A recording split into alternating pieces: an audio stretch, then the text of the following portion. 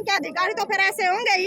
इन अधिकारियों के बेलगाम घोड़ों की भी हिम्मत इतनी बढ़ रही है कि भी बेटी बचाओ बेटी पढ़ाओ सरकार नारे देती है, उन बेटियों के साथ घर में घुस करके ये छेड़खानी करेंगे। मतलब अपने काम से काम नहीं रख रहे इनके अधिकारी भी, ये भी उल्टा महिलाओं के साथ बदतमीजी कर रहे, घर में घुसकर मार पिटाई कर रहे। तो दूसरी बात, उस मार पिटाई के दौरान हमारे कुछ भाइयों ने भी फिर हाथापाई उन अधिकारियों के साथ हुई, तो हमारे उन भाइयों के ऊपर भी मुकदमे थे। तो जो मुकदमे की बात, हमारे भाइयों पर जो मुकदमे लगे थे वो खारिज करने की हमारी मांग थी, उस पर भी सहमति बनी है।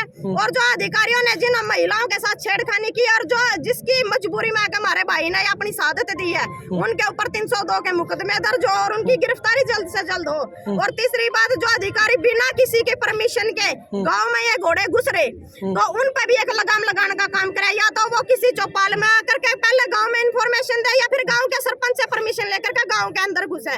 और तीसरी बात, जो हमारे कंपनसेशन की जो बात थी हमारे शहीद की, तो कंपनसेशन पर भी सहमति बनी। और जो हमारे 8 साल का जो बेटा है शहीद का, तो उसका खर्चा जब तक सरकार उठाएगी, जब तक हमारा भाई वो अपने पैरों पर खड़ा नहीं हो जाता। और यहाँ से एक आगाज भी हमने किया है कि भी ऐसा नहीं है, बहुत सारे हमारे पहले भी समझौते हुए हैं कि ऐसा नहीं है सरकार वादा खिलाफी करेगी, समझौता कर लिया, दोबारा फिर ये भाईचारा तैयार है, क्योंकि भाई उस बेटे की माँ पहले ही गुजर चुकी है और बाप ने किसी कारण इस मजबूरी में आकर, मतलब इस सरकार के कारनामे के कारण मजबूरी में आकर अपनी जान गंवा दी। तो उस बेटे की जिम्मेदारी भी समाज की बनाए। तो ऐसा नहीं है कि सरकार वादा खिलाफी करेगी और फिर बाद में कुछ नहीं, आज समझौता हो गया। यदि दोबारा फिर वादा खिलाफी करने की सरकार कोशिश करेगी, हमारे भाइयों की तरफ कोई ध्यान नहीं देगी, तो दोबारा फिर ये भाईचारा जुड़ेगा। और जिस तरह आज हमारा जो समझौता है, मैं तो कहना चाहूंगी कि भाई हमारी एक बहुत बड़ी जीत जो हुई है। और हम कहना चाहें कि भाई दमतान साहिब की धरती तो हमने एक ऐलान भी ऐसा करे है, एक आगाज, ये भाईचारा भी इतना मजबूत यहाँ से जुड़ा है कि क्योंकि दमतान साहिब की बात नहीं है, आगे किसी भी गांव में ये जो गुंडे इन्होंने छोड़ रखे बिजली कर्मचारी जो अधिकारी, आगे किसी भी गांव में घुसने से 100 बार सोचेंगे, क्योंकि ईब की बार न्यू नहीं है भाई। आज हमारी दमतान साहिब में इस महिला के साथ छेड़खानी हुई है, तो आगे से महिलाएं इकट्ठी होकर के असल तो ऐसी नौबत नहीं आएगी, ये गांव में परमिशन लेकर के घुसेंगे। लेकिन अगली बार यदि ऐसा ये काम करेंगे तो भाई हम जिंदा वापस नहीं जाने देंगे गांव से, ये भी बात ध्यान में रखना है, ये सरकार भी और जो इनके गुंडे इन्होंने बेलगाम घोड़े ये छोड़ रखे हैं ये भी। क्योंकि महिला शक्ति हमारा क्या करे ना भाई, हमारी बहन बेटी की तरफ कोई हाथ कर दिया करे ना, तो फिर मरण मरण पर बात आ जाया करे। तो इन अधिकारियों ने भी, प्रशासन ने भी और सरकार ने भी अभी ये बात कह रहे कि अपने घोड़े पर लगाम लगाओ और जो इनका काम है सिर्फ अपने काम तक सीमित रहो, ना कि फिर फालतू की बकवासबाजी कर रहे। जी आपने सरकार बनाने की बात की है, लेकिन देश संविधान से चलता है, सब कुछ शुरू से तो नहीं, आप कानून पे विश्वास नहीं है? नहीं, कानून पे विश्वास है भाई। एक बात बताइए, आपके घर में भी बहन बेटी होंगी, तो यदि जिन आदमियों का जो काम है, उनका काम है सिर्फ मीटर में रीडिंग लो, बेफालतू की छापेमारी हो रही है, मतलब कोई बिजली चोरी करे तो छापेमारी करके उसका नोटिस निकाल दो, ये कौन सी बात है? भी मीटर खंभा पर लग रहा है, घर की कुंडी खुड़काए बिना दीवार कूद के और घर में घुसोगे, महिला के साथ हाथापाई करोगे, इसमें तो मरण की बात है भाई। मारे और तो हमने पता नहीं, लेकिन हमारा हरियाणा में तो नहीं हुआ भाई, हमारी बहू बेटी की तरफ हाथ कर दिया करे ना, उसने हम जिंदा ना जान दिया करते। सरकार को अपनी प्रक्रिया में तब्दीली की जरूरत है, सारी तब्दीली की जरूरत है भाई। गलती तो हमारी है, हमने तो एक तो ऊपर से पहले तो यार अंडे बिठा दिए, इन्हें दी बेटी की इज्जत का बेरा है कोनी। और दूसरी बात, इनका खेल मंत्री जब महिलाओं का शोषण कर रहा, देश का बहुत बड़ा दुर्भाग्य जब हमारे खिलाड़ियों को इधर ना देना पड़ गया जो देश के लिए मेडल लेकर के आते, तो आम महिलाएं तो सुरक्षित है ही नहीं इस देश में। उनको तो सरकार नहीं बोल रहा है, बुढ़े हो गए, अनल आरोप लगा रहे हैं। कोई बात नहीं, बुढ़े हो गए 80 साल के। एक बात बताइए, अग्निपथ योजना पे यदि मैं बात करूँ, 4-4 साल की कर दी हमारे युवा भैया की, जिनमें देशभक्ति का जज्बा हुआ है, और हमने 80 साल का ये प्रधानमंत्री बना दिया, तो हमने ठेका ठहरा क्या भाई? हमने भी तो बूढ़ा बिठाया, हमारे भी तो बहुत सारे हमारे बुजुर्ग हैं जो खेतों में काम करे, हमारा भी तो जी है। फिर 4 साल की जब कर रहे हो और बुजुर्गों पर जड़ तक बात आओ, तो प्रधानमंत्री भी देश का युवा लेकर के आइए, हमें भी युवा की जरूरत है जी।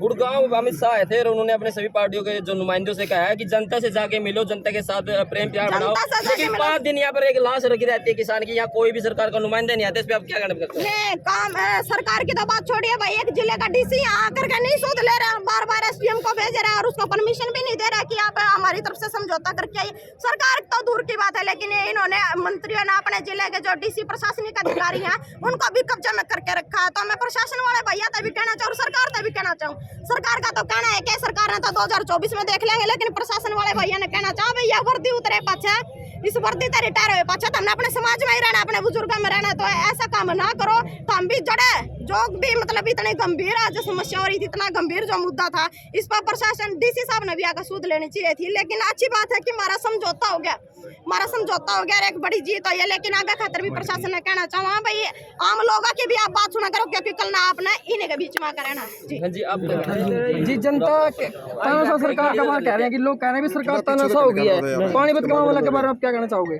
नहीं, पानीपत का मामला में भाई कहना चाहेंगे बहुत बढ़िया। मैं तो दाग दूं भाई की हिम्मत को। अरे मैंने बयान भी सुना है, वीडियो भी देखी, भाई को टर्मिनेट भी कर दिया गया। अरे शर्म की बात है सरकार के लिए। एक वर्दी में रहकर जो भाई इनके काले करना मेर काली करतूता ने दिखाने लग रहा है, उसका एसपी साहब डर गया, उसका ये सरकार भी डर गई। तो सरकार तो हमारे जिसे भैया ने, हमारे जिसे बहन है, फिर हमारे जिसे और भी जितने भी भाई हैं जो भी सरकार के खिलाफ आवाज उठा रहे हैं ना भाई, उनको या तो जेल में डालते हैं या फिर उनका गोली मरवा दे, न मरवाने की भी कोशिश करे है।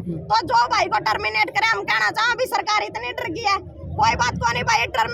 टर्मिनेट जो भाई करा है तो एक नु ला लो, उस वर्दी तय सारी तनख्वाह को नहीं चलती ना सारी उम्र चलती। हमारा जो धंधा है वो खेती तय चल रहा है। और खेती भी हमारे भैया का मतलब आज सरकार ने कुछ छोड़ तो रखा नहीं, रोजगार है नहीं। लेकिन जो भाई आवाज उठा रहे, हम कहना चाहें भाई सिंह ने भाई एक वर्दी के लिए अपनी आवाज को मत दबना देना। जो जिस तरह आप आवाज उठा रहे हैं ना, इसी तरह आवाज उठाइए। आपकी बहनें, आपके भाई जितने भी हैं तमाम आपके साथ। जो मंडी में पंचायत जो रखी गई थी और 2 दिन का समय दिया गया था, क्या लगता है फिर जो सरकार प्रशासन डर गई थी? नहीं, हाँ बिल्कुल डरी हुई है सरकार, तो डरी हुई है सरकार। कहाँ सरकार तो सोई हुई है। आप यहीं पे देख लीजिए ना, 5 दिन से पार्थिव शरीर यहाँ रखा गया।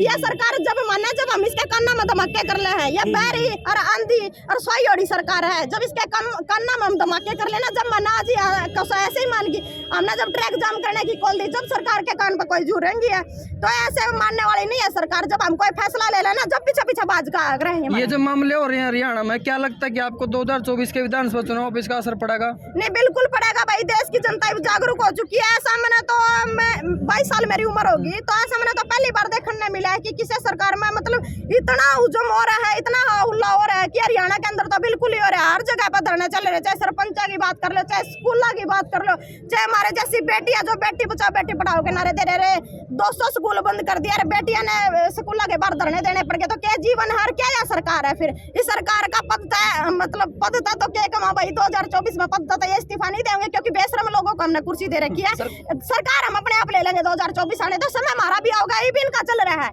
फिर समय हमारा होगा, हम जवाब देंगे इनको। सरकार कह रही है किसान हितैषी है, बेटी के हितैषी है, कमेरे वर्गों के हितैषी है। बेटी के हितैषी है तो यहाँ फिर 5 दिन से सूद क्यों नहीं लिया? एक बेटी के साथ जो छेड़खानी करी अधिकारियों ने, सरासरी सारे सबूत भी है, तो यहाँ सरकार कहाँ थी? फिर यहाँ क्यों नहीं सूद ली? और दूसरी बात, किसान हितैषी है तो किसान रोड पर धक्के खाते फिर कहाँ सरकार कहाँ सोई है? मतलब जो रोड पर अपनी आवाज उठा रहे वो तो किसान नहीं है, लेकिन जो पदा पर बैठे हैं भाई, जोन से सरकारी गुंडे इन्हें छोड़ रखे, और जोन से ये गद्दार हमने कुर्सी दे दी थी, ये तो किसान है, ये मजदूर है भाई। अरे ये इन्हें की बेटी है, मतलब जो बेटी रोड पर धक्के खान फिर जोन से के रोज बलात्कार हुआ, रोज मरा हुआ, किसी की बेटी नहीं है। 2024 में किस पार्टी की सरकार बनाना चाह रहे हैं? भाई हम पार्टी की सरकार नहीं बनाना चाह रहे, हम चाह रहे हैं कि भाई जो हमारे बीच था, हमारे जिस तरह हमारे बहुत सारे बुजुर्ग भी खड़े, बहुत सारे भाई भी खड़े, भाई पार्टियां बहुत सी आई है, कांग्रेस भी आई है, नल्लो भी आई है, और हर पार्टियां मकान है। लेकिन हम ये कहना चाहते हैं कि भाई जन्मजात जो पार्टियों का जो सिस्टम चल रहा है, क्योंकि गद्दी पे बैठते सारे आंख बदल जाए,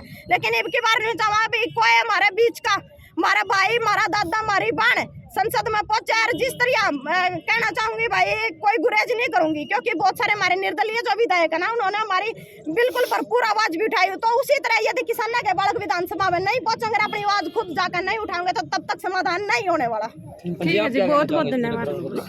भाई प्रकरण तो सारा सामने था, लेकिन सरकार बार बार जैसे पिछले 5 दिन से बैठी, 2 दिन चलो हमने मान लिया, भी बातचीत कर रही थी सरकार आपस में, सरकार प्रशासन, लेकिन उसके बाद भी 3 दिन से लगातार बातचीत चल रही थी। एक छोटी सी मांग पे बात अटकी हुई थी, लेकिन मैं सरकार से ये पूछना चाहती हूँ, यही बातें तो 3 दिन पहले थी और यही आज थी, तो फिर